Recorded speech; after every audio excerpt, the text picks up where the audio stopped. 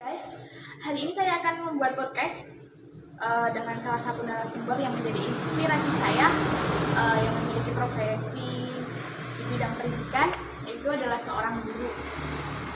Hari ini saya sudah join di Zoom dengan narasumbernya. Hai. Perkenalkan, nama saya Yanuaria Ekasari, biasa dipanggil Mistria di sini. Saya seorang guru pengajar, khususnya mengajar anak-anak TK, PAUD begitu. Jadi saya sudah mengajar selama kurang lebih 2-3 tahun. Saya juga masih banyak belajar karena masih termasuk guru muda. Jadi 2-3 tahun masih golongan yang muda ya. Jadi perlu banyak belajar juga begitu. Saya mengajar di TK KBTK PL Bernadu Semarang. Saat ini juga seperti yang diketahui kita bersama, pembelajaran di TK banyak menggunakan pembelajaran via online karena di masa pandemi ini belum diizinkan pemerintah untuk menyelenggarakan pembelajaran secara offline. Ya, ini Bu Rianya lagi di mana ya? Di sekolah ini, masih di sekolah karena Masih di sekolah. setelah jam kerjanya memang sampai jam 1. Di sini ada pelayanan jam kerja itu mengajar dari jam pagi sekitar jam 9 sampai jam 11, lalu melanjutkan pekerjaan lain, lalu pulang pukul 1 dan dilanjutkan kembali mengajar di sesi malam itu sekitar 6:30 sampai 7:30 begitu. Kenapa ada sesi malam? Karena kami melayani untuk para orang tua yang bekerja begitu. Jadi tetap bisa mengikuti pembelajaran meskipun orang tuanya bekerja. Begitu. Ya. Ini saya sedikit ingin bertanya mengenai profesi ibunya sebagai seorang pendidik. Saya ingin menanyakan perihal bagaimana sih pembelajaran yang dilakukan selama pandemi ini agar tetap efektif. Kan belajar sekarang kan nggak tatap muka secara langsung gitu loh. Beda kayak yang tahun biasanya. Jadi menurut Ibu Ria gimana? Ya, untuk pembelajaran secara online memang sedikit susah, sedikit perlu ada inovasi supaya anak-anak juga betah, karena apalagi anak kecil yang saya sendiri ampuh itu masih berusia 3-4 tahun sampai TK. TK itu sampai usia 5 tahun, 6 tahun. Perlu ada inovasi bagaimana membuat anak-anak bisa mengerti apa yang disampaikan guru. Padahal seharusnya anak-anak memang harus tatap muka karena tidak semua anak bisa mau menatap di layar, di screen itu lama-lama. Cara kami adalah dengan membuat inovasi di medianya. Misalnya ketika kita tatap muka bisa ketemu langsung, membawakan benda-benda langsung, mungkin kalau di masa pandemi ini, bukan mungkin, memang kami sudah menerapkan, kalau di masa pandemi ini kami menginovasinya di medianya seperti, misalnya anak-anak banyak diajak untuk melihat video, atau kita membuat games dari PPT gitu, lalu ada anak-anak bisa menebak apa gambar apa, lalu kita berikan emot-emot atau penghargaan tepuk tangan atau praise piala-piala begitu. Jadi mengundang supaya anak-anak mau belajar bersama guru. Karena tidak semua anak itu pun juga mau menatap lama-lama layar screen gitu. Jadi sebelumnya pun kami dari pihak guru dari sekolah membagikan alat bahan yang mungkin bisa digunakan di rumah karena tidak semua di rumah menyediakan alat-alat seperti itu. Setiap 2 minggu sekolah mengirimkan, menyiapkan bahan. Biasanya orang tua mengambil ke sekolah untuk 2 minggu kegiatan di rumah. Jadi ketika ada kegiatan, ada pertemuan online seperti ini, nanti orang tua tinggal menyediakan bahannya dan kita belajar bersama. Belajar bersama, guru lewat dari sekolah seperti ini. Seperti yang Mbak Nova juga alami, kita tatap muka lewat screen seperti ini, dan anak-anak juga nanti mengerjakan tugas dari rumah juga, tetapi tetap mendapat pendampingan orang tua karena jika tidak juga tidak memungkinkan untuk belajar bersama. Jadi peran orang tua juga sangat penting juga untuk pembelajaran di masa pandemi ini. Makanya kami dari sekolah juga menyediakan pelayanan di sore hari karena ketika orang tua yang sibuk, yang bekerja sampai larut, tetap mendapat layanan dari sesi malam. Jadi anak-anak tetap bisa belajar bersama begitu.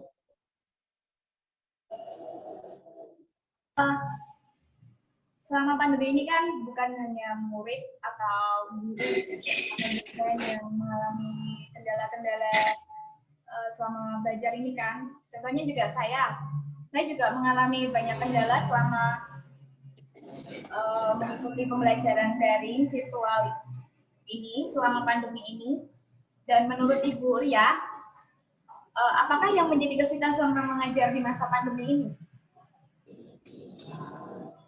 Ada beberapa kesulitan selama mengajar di pandemi ini. Misalnya yang paling krusial adalah masalahnya adalah internet.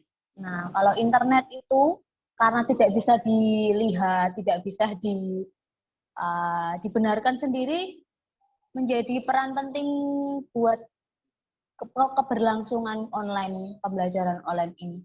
Meskipun kami sudah menggunakan WiFi karena juga gurunya banyak, penggunanya banyak, jadi memang ketika ada penggunaan di waktu yang bersamaan di semua kelas, dari kelas KB sampai dengan TKB, itu juga akan sedikit terganggu. Misalnya seperti ketika video call itu terkadang terjadi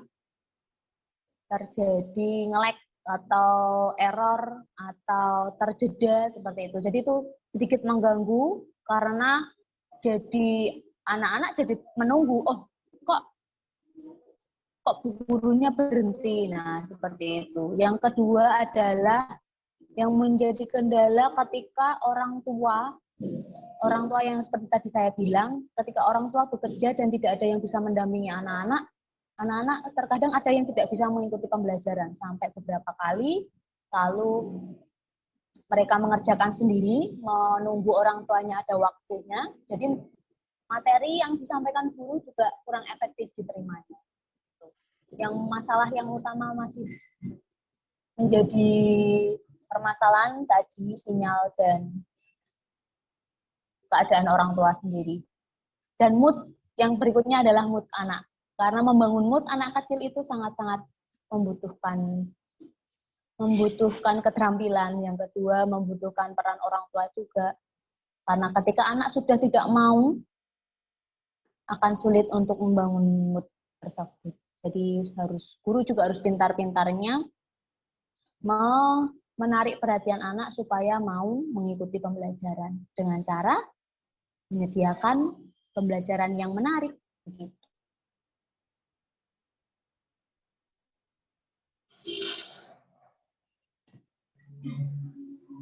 Mengenai kendala-kendala yang Ibu Ria tadi ceritakan, jadi apa ya cara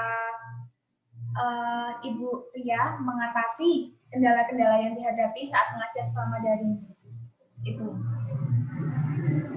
Oke, untuk mengatasi kendala-kendala yang terjadi, biasanya kami juga mensiasati supaya pembelajaran tidak diberlangsungkan secara bersamaan. Jadi bergilir. Misalnya pagi kelas KB 2 jam begitu, nanti baru kelas A atau TKB. Jadi bergantian. Yang kedua, untuk melayani orang tua yang bekerja, misalnya tidak bisa mengikuti pembelajaran di waktu jadwal online, kami menyediakan waktu untuk video call secara pribadi. Jadi ketika tidak bisa mengerjakan bersama teman-teman dan guru lain, kami menyediakan waktu, misal mengkomunikasikan kepada orang tua, mama, papa, boleh ketika ada waktu luang, kami diberitahu. Jadi kami bisa melakukan panggilan video call secara pribadi, maksudnya tidak melalui Zoom atau tidak melalui kelompok, tetapi secara individual kita boleh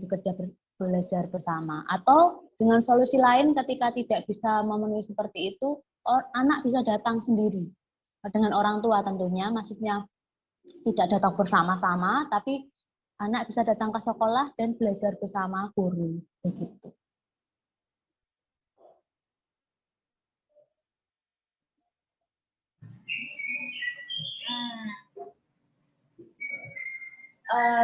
Terima kasih atas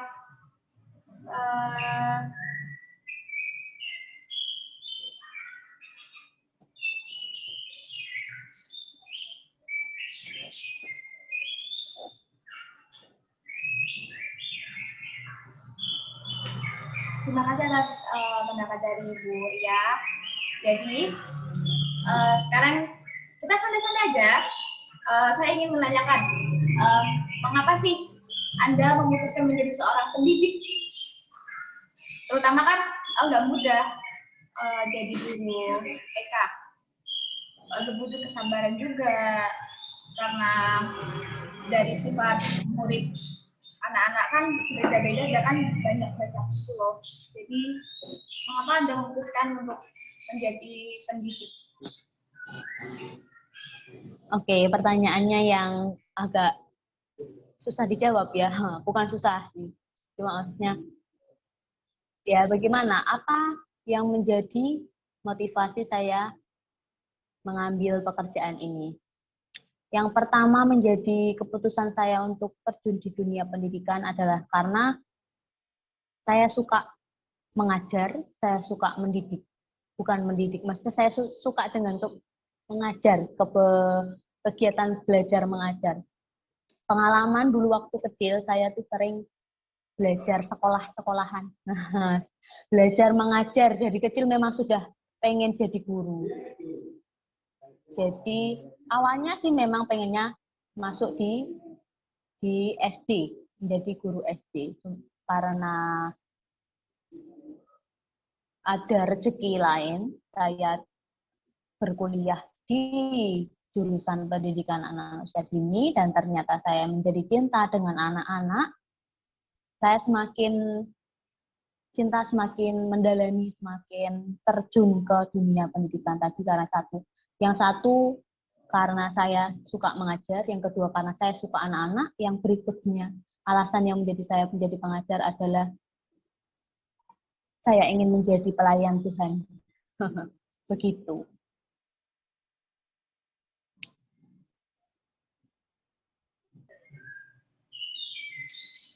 Oke, terima kasih.